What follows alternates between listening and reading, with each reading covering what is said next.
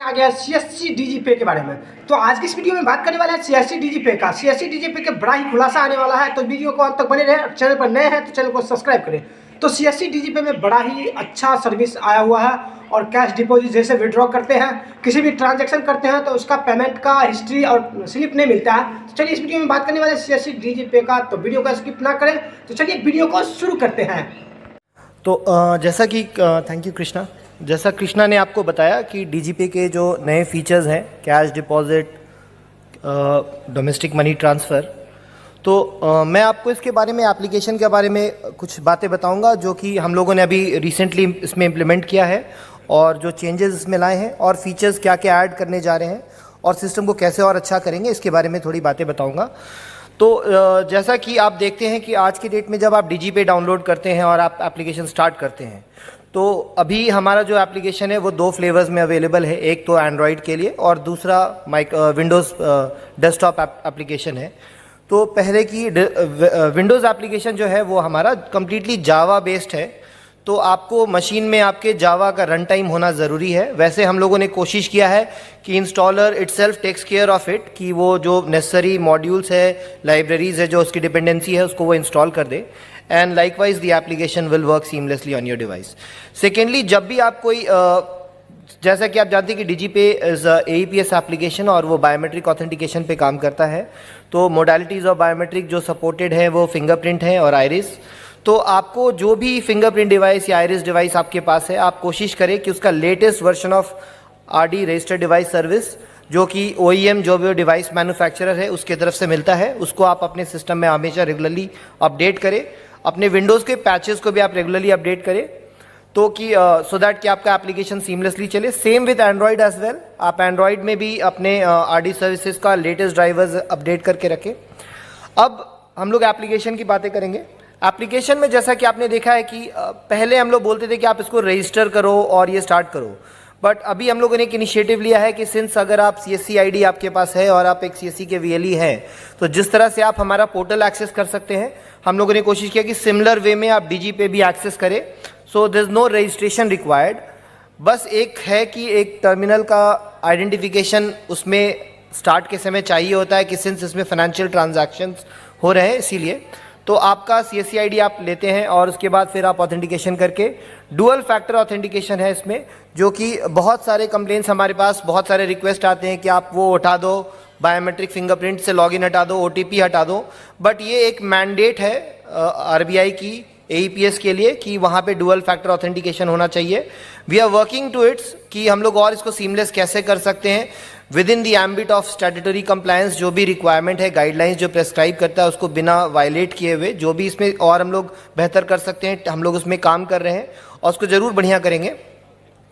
और अब इसमें जो लॉगिन के समय जो हम लोगों ने फीचर इनेबल किया है कि हम लोग ने CSC में शुरू से एक फैसिलिटी दिया है कि जितने भी VLEs हैं वो अपने नीचे अपने साथ में 3, 2, 5 ऑपरेटर ऐड कर सकते हैं, जो कि उनके कियोस्क सेंटर पे काम कर सकते हैं।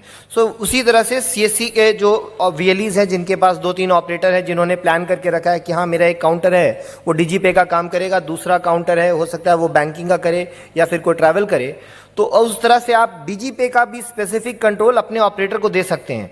जैसे कि बहुत लोग का कहना है कि मुझे बार बार, मैं हर समय अपने शॉप में नहीं रहता हूँ या अपने कियोस्क में नहीं रहता हूँ, मुझे बाहर जाना पड़ता है, तो मुझे बार बार वो फिंगरप्रिंट से लॉगिन करने में बहुत कठिनाई आती है। तो इसका सोल्यूशन हम लोगों ने यही निकाला है कि जो आपका ऑपरेटर है, आज की डेट में आपके ऑपरेटर्स का भी हम लोगों ने कंप्लीट फुल KYC रजिस्ट्रेशन करके उसको ऑनबोर्ड करते हैं, तो हमारे पास उनका आधार टोकन स्टोर्ड होता है जिसके बेसिस पे बायोमेट्रिक ऑथेंटिकेशन हो पाता है। तो आपके ऑपरेटर भी आप डीजीपे में लॉगिन कर सकते हैं बिना किसी एडिशनल फंक्शनैलिटी के लिए। तो ये एक नया फीचर है जो बहुत आपको हेल्प करेगा। Thank you so much. अब आगे बढ़ते हैं। अब जो फीचर्स हम लोगों ने इसमें इम्प्लीमेंट किया है, एक तो वो कैश विड्रॉल है, दूसरा डिपॉजिट और जो डोमेस्टिक मनी ट्रांसफ़र, बाकी बैलेंस इंक्वायरी, मिनी स्टेटमेंट तो आप करते ही हैं। साथ के साथ हम लोगों ने वॉलेट टॉपअप भी दिया है। तो पहले वॉलेट टॉपअप की बातें करते हैं। तो वॉलेट टॉपअप में जैसा कि डिजिटल सेवा पोर्टल का वॉलेट है, उसमें आज की डेट में एक VLE का लिमिट है कि आप हम लोग एक अकाउंट में नॉट मोर देन 2 लाख रुपये हम लोग नहीं रख सकते हैं। तो जब आप वॉलेट टॉपअप करते हैं तो आप एक चीज़ का ध्यान रख लें कि आप देख लें कि आपके डिजिटल सेवा पोर्टल में आपका वॉलेट का बैलेंस क्या है। सेकंड, आपके जो डीजीपे के बैलेंस है उसमें एडिक्वेट फंड है कि नहीं वो ट्रांजैक्शन करने के लिए। फिर आप अगर आप ट्रांजैक्शन करेंगे, यहाँ पे एक हम लोगों ने चेक लगाया है कि मिसयूज़ नहीं हो, इसीलिए हम लोग बोलते हैं कि जो वीएलई है वो खुद ही अपना बायोमेट्रिक ऑथेंटिकेशन करके इस ट्रांजैक्शन को पूरा करे, सो दैट कि आपके पैसे भी सेफ रहें और ट्रांजैक्शंस भी सेफ रहें। तो जब भी टॉपअप करेंगे, अगर इस रूल के अंदर में अगर आप टॉपअप करते हैं तो कोई भी ट्रांजैक्शन आपका फेल नहीं होएगा। अगर इन केस आपको रियल टाइम में अपडेट नहीं मिल गया तो प्लीज़ आप पैनिक मत करिए। आई थिंक हम लोग उसको अभी वर्कआउट कर रहे हैं कि जो बैचेज़ हैं बैकएंड के जो अभी कुछ डिले से चल रहे हैं उसको हम लोग स्पीड अप कर रहे हैं कि ये जो इस तरह के फेलियर्स हैं इसको एड्रेस करके मैक्सिमम 15 to 20 मिनट्स के अंदर में आपके वॉलेट में हम लोग वापस क्रेडिट करा दें पैसा। तो ये वॉलेट टॉपअप में ऐसा है। सेकेंडली, जो कैश डिपॉजिट सर्विसेज हैं इसके लिए क्या है कि इसमें एक चेंजेस है। जो पहले जो कैश डिपॉजिट होता था या फिर जो आप कैश विड्रॉल देखते हैं कि हम लोगों ने उसमें अमाउंट डाला, ऑथेंटिकेशन किया, वो सीधा ट्रांजैक्शन हो जाता है और आप पैसे निकाल करके दे देते हैं अपने कस्टमर को। बट कैश डिपॉजिट के केस में क्या है, ये 2 लेग का ट्रांजैक्शन है जिसमें कि जब आप रिक्वेस्ट करते हैं तो सबसे पहला काम करता है कि वो जिस भी कस्टमर का बैंक अकाउंट में पैसा डिपॉजिट करने की कोशिश कर रहे हैं उसको वो पहले वैलिडेट करता है कि एक्चुअली वो बैंक अकाउंट सिस्टम एग्जिस्ट करता है कि नहीं। इनफैक्ट मतलब जो जिस बैंक में उस कस्टमर का अकाउंट है हम लोग उस बैंक से कनेक्ट करते हैं, वो बैंक से मैसेज आता है कि इनका अकाउंट है इसमें, तभी डिपॉजिट का लेग इनिशिएट होता है। तो आप देखेंगे कि जब भी आप इस तरह के कैश डिपॉजिट कर रहे हैं तो अगर फर्स्ट लेग में अगर आपका वो फेलियर आता है तब आप रिफंड कर दीजिए कस्टमर को पैसा इंस्टेंटली। अगर वो फर्स्ट रिफंड में ट्रांजैक्शन के रिस्पॉन्स में अगर आपको सक्सेस आया या पेंडिंग आया तो आपको कैश नहीं रिफंड करना है कस्टमर को, क्योंकि वो कैश डेफिनेटली T+1 पे कैश उसके अकाउंट में डिपॉजिट हो जाएगा। इन केस नहीं आता है तो आपको एकदम 24 से 48 घंटे के अंदर में ही रिफंड होगा। और आपको भी यही मैं तब सजेशन दूंगा कि आप भी इसको इसी तरह से ट्रीट करें कि इसमें ना आपको इनकन्वीनियंस होगा ना कि आपके कस्टमर को इनकन्वीनियंस होगा। तो बेटर है कि हम लोग सेफ रहें और ट्रांजैक्शंस को उसी रूल के अकॉर्डिंगली फॉलो करें जो प्रेस्क्राइब गाइडलाइंस है। सिमिलरली डीएमटी के बारे में हम लोग बात करेंगे। डीएमटी में थोड़े से चेंजेस हैं, जो पहले जैसे डीएमटी करते थे हम लोग उस तरह से नहीं है आज की डेट में। जैसे डीएमटी का जो बेसिक रूल है कि आपको एक रेमिटर को रजिस्टर करना है और एक रेमिटर अपने अंदर में बेनिफिशियरी रजिस्टर करते हैं जिनको वो फंड ट्रांसफ़र कर सकते हैं।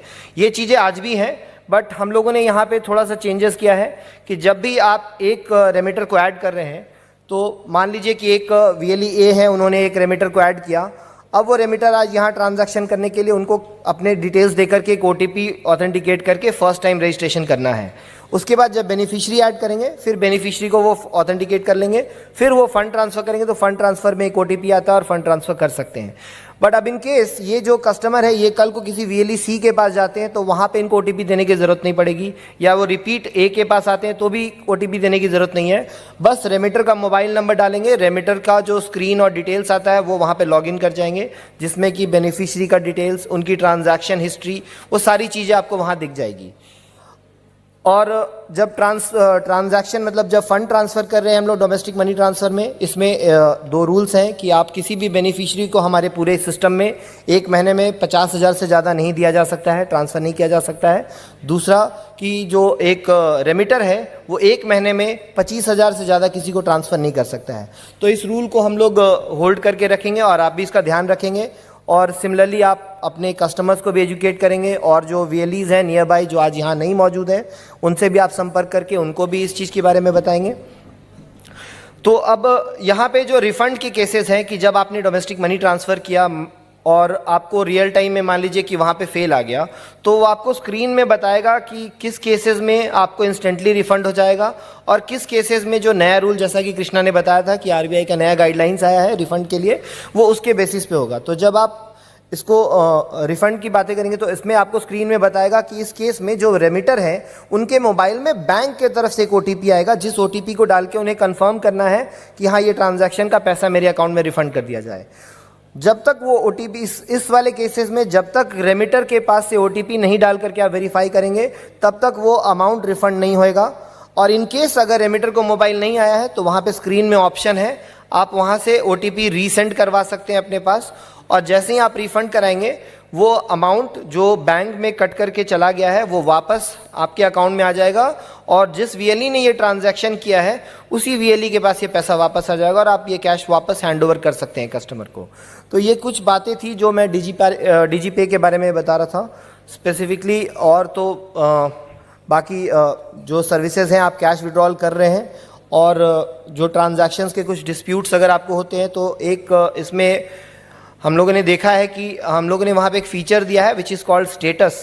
तो आपको ये रिक्वेस्ट करूँगा कि अगर आपके कभी भी ट्रांजैक्शंस आप कैश विड्रॉल कर रहे हैं और आपको इंस्टेंटली कोई रिस्पॉन्स नहीं आया और आप डिसीजन नहीं ले पा रहे हैं, तो आप अगर वहाँ पे स्क्रीन पे आपके पास स्टेटस का बटन इनेबल हो रहा है तो आप वहाँ से स्टेटस कर लीजिए कॉल, या तो फिर आप अपने ट्रांजैक्शन हिस्ट्री में जा करके उस पर्टिकुलर ट्रांजैक्शन का आप स्टेटस इंक्वायरी करेंगे।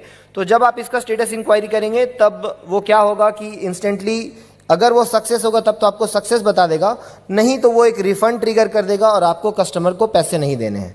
तो ये कुछ रूल्स हैं, हम लोगों ने इसका मैनुअल भी बनाया है और शेयर भी करते रहते हैं हम लोग रेगुलरली। अगर और अपडेटेड मैनुअल भी आपके साथ हम लोग जल्द शेयर करेंगे फिर से, सो दैट कि आप लोग सब लोग अपडेटेड रहें और ट्रांजैक्शंस आपके और सिस्टम भी अच्छा चले। बाकी डीजीपे के लिए अभी हमारी तरफ से इतना ही। धन्यवाद।